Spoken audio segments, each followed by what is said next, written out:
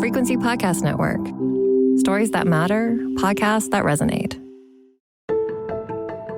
For the third, maybe fourth time, the knives are out for Justin Trudeau. Wednesday is going to be a great day. We're going to have a national caucus meeting among many other meetings. But should the Prime Minister say? No comment, you guys. You don't want to say that fight? Liberal MPs are being asked if they're with the Prime Minister or against him ahead of a Wednesday caucus meeting where it's believed dissatisfied MPs will ask for Justin Trudeau to step down. Today, as the Liberal caucus meets, it is fair to wonder if this time is any different from the last time and the time before, when rumors swirled about a movement to oust the Prime Minister. This time seems more united, for one thing.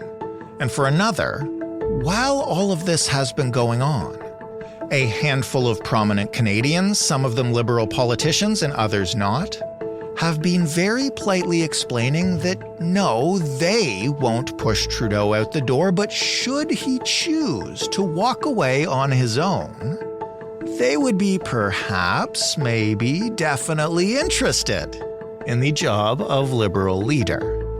So, is this time really any different? Does any of this matter if Trudeau is determined to hold on to the bitter end? What will happen at today's caucus meeting, in the days following, and what's next, in general, this fall in Ottawa?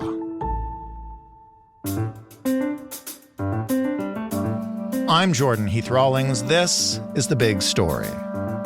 Glen McGregor is a Parliament Hill reporter with City News, which means he's also a Parliament Hill reporter for us. And Glen, it's a busy day up there, I gather. It's a very busy week, really kind of the most crucial week in Justin Trudeau's time as Prime Minister. One is existential. He could, in theory, lose his position as Liberal leader and therefore as Prime Minister before the week is done, although he's going to be, we think, fighting and resisting that as best he can. We're going to get into all of that, but first, because I know this has been a topic of concern for some time. This is not the first time there's been a partial mutiny, I guess. Maybe just rewind and give us some context on the attempts to convince Trudeau to walk away over the past several months. Yeah, those attempts really kicked into high gear in June, right after the Liberals lost what should have been a very safe by-election for them in the riding of Toronto-St. Paul's, a longtime Liberal stronghold. And that scared the heck out of a lot of Liberal MPs, particularly Liberals from Toronto, because Liberals who have a seat in Toronto don't expect to lose their ridings. Right. And that really scared them. So that's when we first started hearing about grumblings from within the caucus. So these are mostly backbench Liberal MPs who are expressing concern.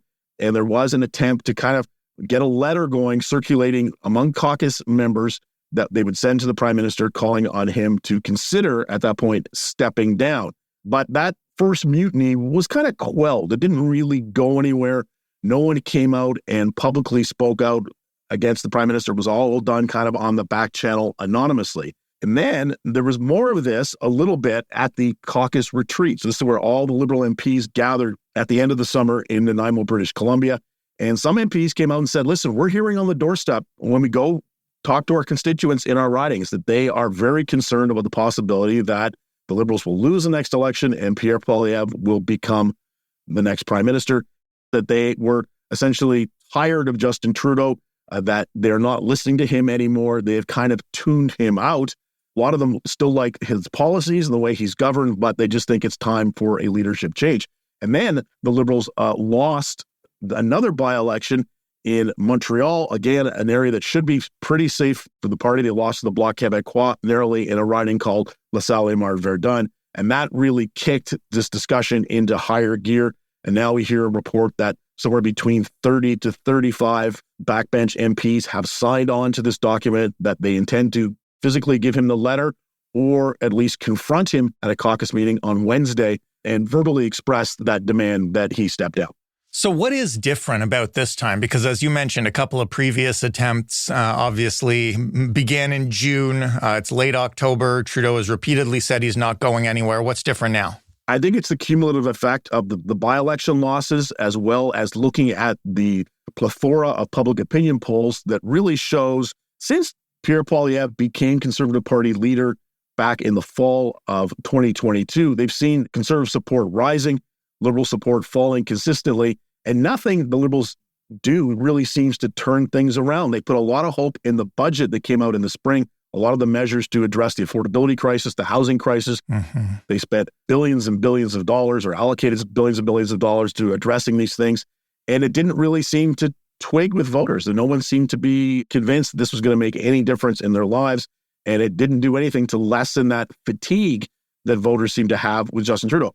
This is kind of normal. I mean, most governments, when they get to the 8, 9, 10-year mark, people start getting tired of them and start calling for change, right, even if they are happy with the way the government performed. And there is, a constituency of people who are certainly happy with the way Justin Trudeau has governed. He dealt with the pandemic.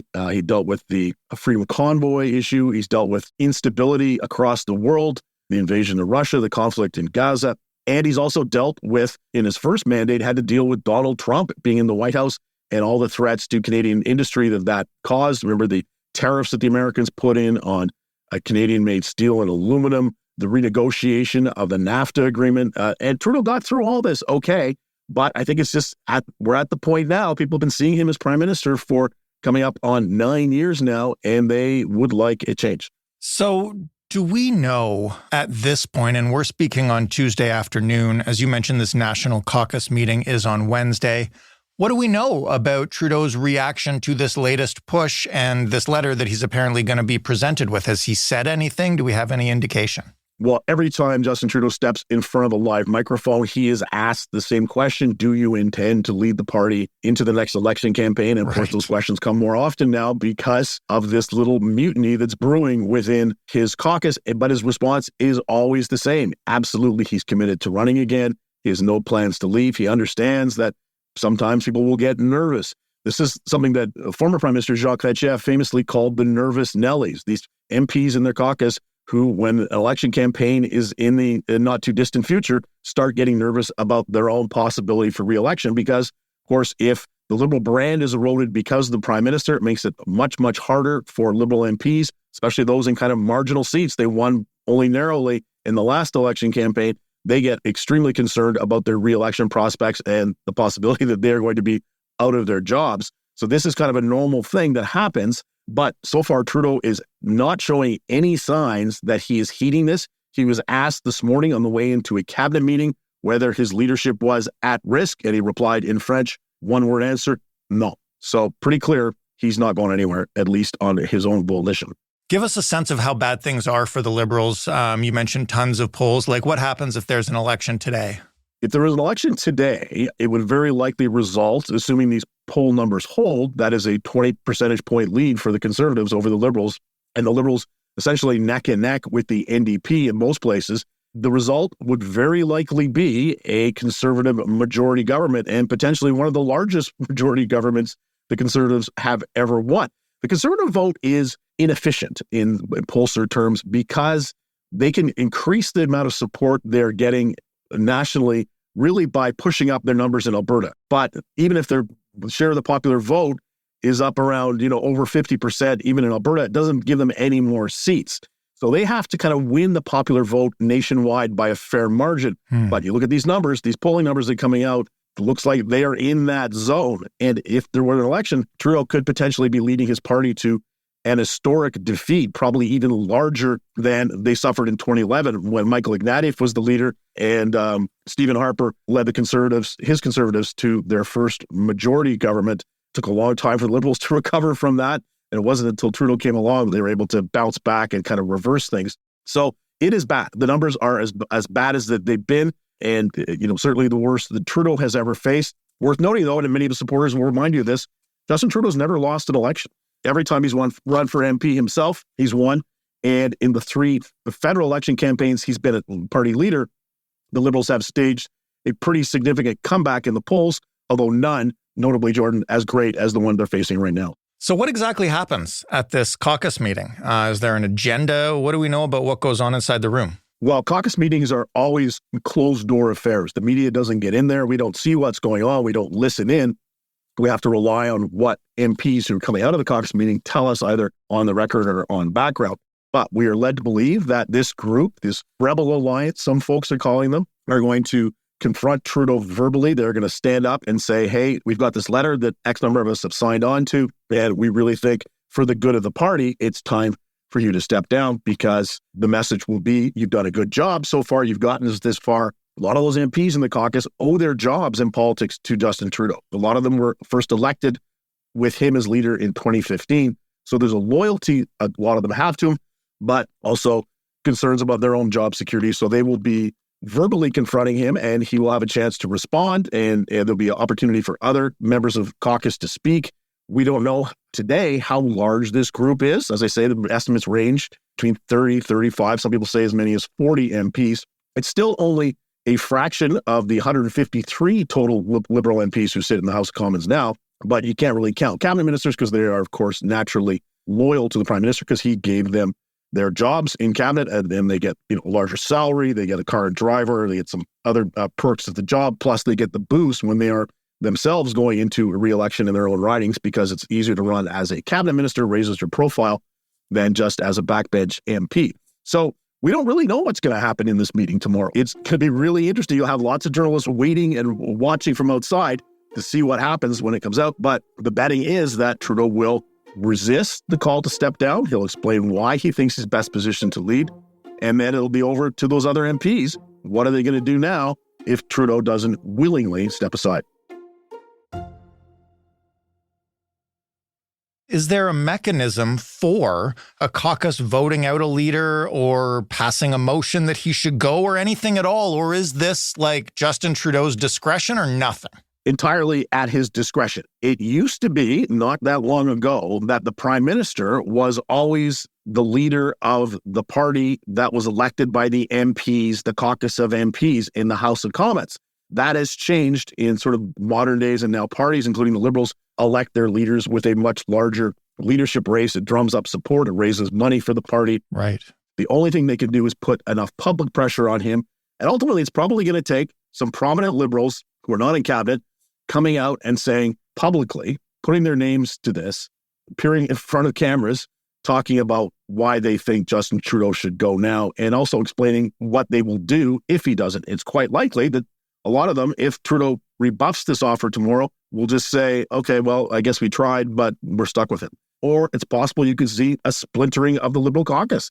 Maybe some of these Liberal MPs are so concerned that they will decide to sit as independents for the rest of this session in Parliament before the next election. But that would create all kinds of problems for them. They'd lose a lot of their financial support from the party, and a lot of them would have to run for a new nomination contest in the running. It would be very messy for them to do that. I don't think that's a likely outcome. But really, we are into kind of uncharted territory. We don't know exactly what's going to happen and what that group of MPs who are so unhappy are going to do if Trudeau says no. Speaking of prominent Liberals, though not necessarily in the federal Liberal Party, what's been going on kind of outside the party over the last few days, as it's been clear that there is momentum to move Trudeau out in terms of, people just saying, hey, maybe I could be interested. This is a favorite parlor game in Ottawa, especially among journalists, of talking about if there was a vacancy in the leadership, who would come forward. So most people look to the people who are currently in cabinet right now, and there are some contenders. The name of Mélanie Joly, Foreign Affairs Minister. She's very popular in Quebec, helped run the Quebec campaign last year. The caucus of Liberal MPs from Quebec have a lot of fondness for her and would likely support her in a leadership race. Similarly, François-Philippe Champagne, also from Quebec, currently the industry minister, a very skilled politician at kind of winning people over in the room, is considered to be one of the strongest performing members of Trudeau's cabinet who would be in contention. And then there's Dominic LeBlanc, public safety minister, who has, according to a report in the Globe and Mail, was kind of quietly looking around, seeing if he could get support from within the caucus or if he could get backing from other people to make a run. But the other names outside of Parliament right now that we're hearing bandied around, of course, Mark Carney. Right. We've been hearing about Mark Carney as a potential Liberal leader for at least a decade. For years, yeah. Carney was the governor of the Bank of Canada, then later became the governor of the Bank of England. He is high profile, well-versed in obviously matters of economics, is well known on the international stage, maybe not known as well here in Canada. The problem for Mark Carney is he doesn't have a seat in the House of Commons right now. So if it was a case of them having to change leaders right now, he would have to find a way of getting elected, and that would require a current Liberal MP to give up their seat. Most likely it would be in an Ottawa area riding because that's where Carney lives. Right. The other name we heard started this week, it was actually totally off the wall, was based on a Radio Canada report that Christy Clark, the former Premier of British Columbia, is interested in running. And she issued a statement saying that she would like to be involved in the reinvention or rebuild of the Liberal Party whenever it comes. But she also noted that that job is currently not vacant because Justin Trudeau is in it. Now, Clark was a member of the BC Liberal Party when she was Premier of the province. That does not directly map on to the federal Liberal Party. They are two different entities, organizations, and although they share the same name and some of the branding, they are very different, or were very different organizations. The Liberal Party of BC doesn't really it's not really functioning anymore. So I don't really buy it. I think Christy Clark is much more conservative, a small c conservative, and possibly large c conservative than the current federal Liberal Party. I don't think that would necessarily be a good fit. If she decided to run for it, she would be offering to take the federal Liberals into a much different direction on policy, on economic policy. Chiefly, she is much more conservative, and I'm not sure how much enthusiasm there would be for her. But it's interesting to talk about all the possibilities, all the different people who might suddenly be enticed into doing this. And the question is, when would they do it? If you are Mark Carney, do you want to make a run for the leadership right now before the next election when the outcome for your party is very uncertain? It's not clear that just changing leaders is going to give the Liberals the kind of bounce that, say, the Democrats in the United States had. Right. I was going to ask you, who wants to captain this ship? It's not looking good. Isn't it better to just sort of wait and then start fresh from the bottom?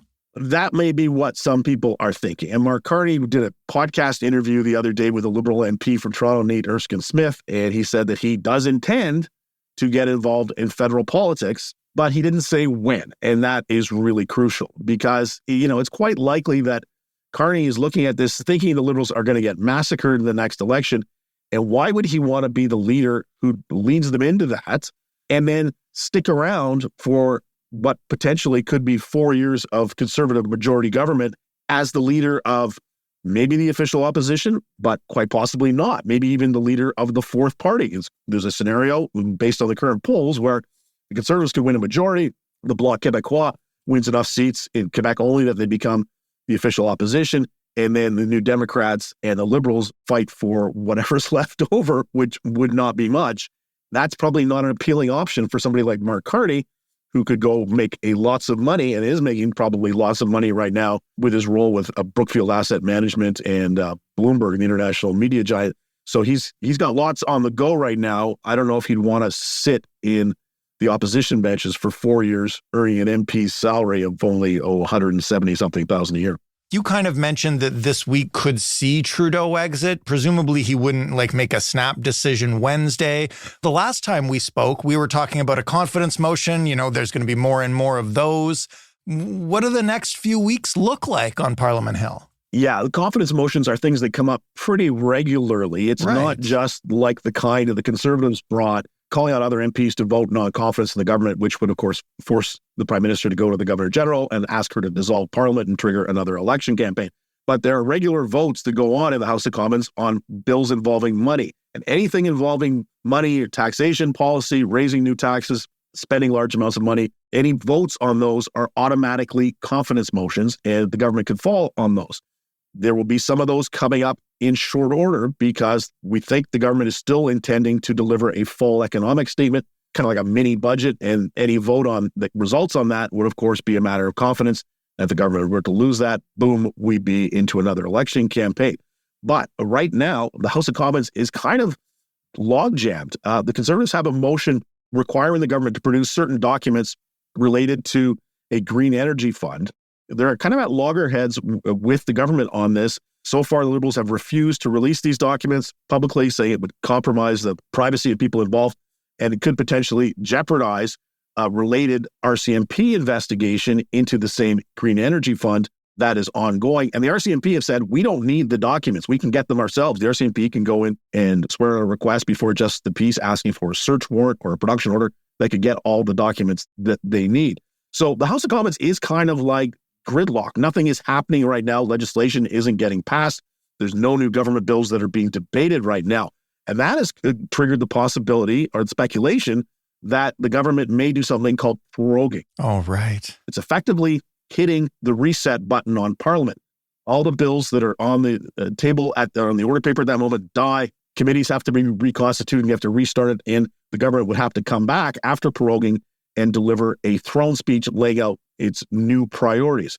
It's possible Justin Trudeau would do that. It's possible he would do that if he's planning to quit. He might think that the party needs a couple of months in order to choose a new leader once he leaves. So if they were to prorogue, that means that they couldn't lose a confidence motion in that period and they wouldn't be forced into an election campaign before they'd even selected a leader. So that's one possibility that's being considered. It is kind of a nuclear option for Trudeau, and it would, if he were to do it, he would certainly draw allegations, particularly from the Conservatives, that he was shutting down the democratic process, shutting down Parliament because he can't face the heat from the opposition side.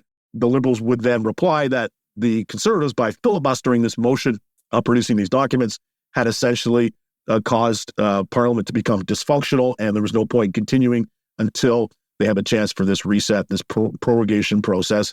Stephen Harper had done it during his time. It's a risky move because it can create a backlash, but it might be one thing that if he is about to lose his job imminently, that he may consider going down to Rita Hall, talking to the Governor General and getting her to sign off on proroguing.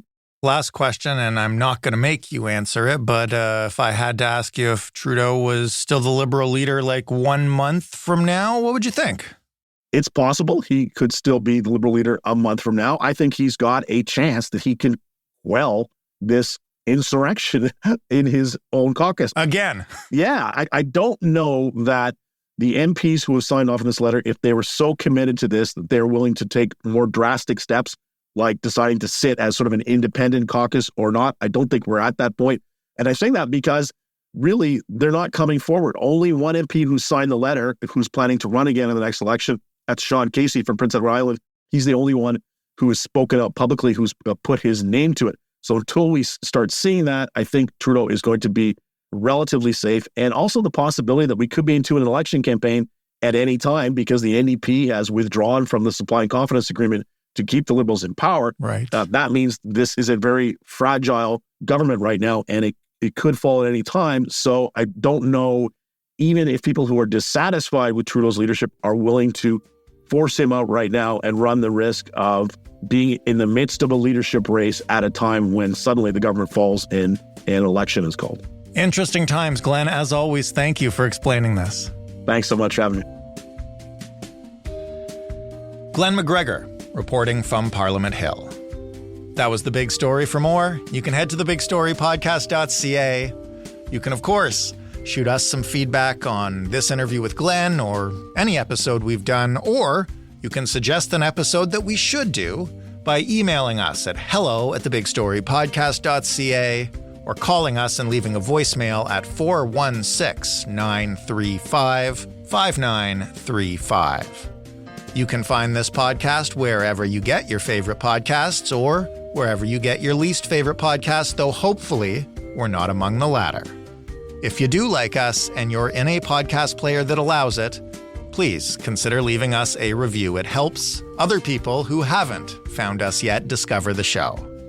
Thanks for listening. I'm Jordan Heath Rawlings. We'll talk tomorrow.